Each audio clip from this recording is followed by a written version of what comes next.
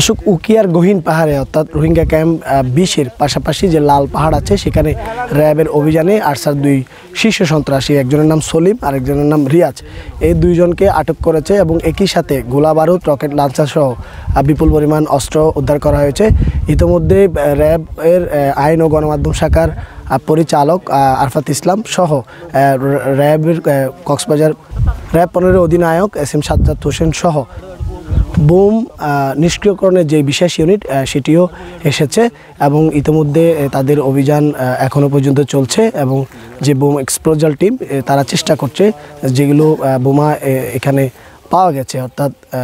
সেগুলো নিষ্ক্রিয়করণের যে কাজ সেটিও চলছে। একটু আগে ব্রিফিংয়ের মাধ্যমে আমাদেরকে সেগুলো তথ্যই নিশ্চিত করছিলেন র্যাবের পক্ষ থেকে এবং একই সাথে এও বলে রাখি যে আরসার যে নৈরাজ্য ক্যাম্প থেকে তারা ধরে এনে যে অপহরণ বাণিজ্য থেকে শুরু করে অন্যান্য যে সন্ত্রাসী কর্মকাণ্ড সেগুলোর জন্যই আসলে র্যাব বিশেষ নজরদারিতে তারা এখানে রেখেছে এবং তারা বলছে র্যাবের নজরদারির কারণে যে আরসার যে কর্মকাণ্ড সেগুলো কমে আসলেও মিয়ানমারে চলমান সংঘাতের জেরে সেখানে যে সন্ত্রাসী গোষ্ঠীদের কর্মকাণ্ড সেখান থেকে এইগুলো এখানে আনতে পারে বলেও ধারণা করছে র্যাবের পক্ষ থেকে। কক্সবাজারের যে রোহিঙ্গা ক্যাম্প, এই রোহিঙ্গা ক্যাম্পের যে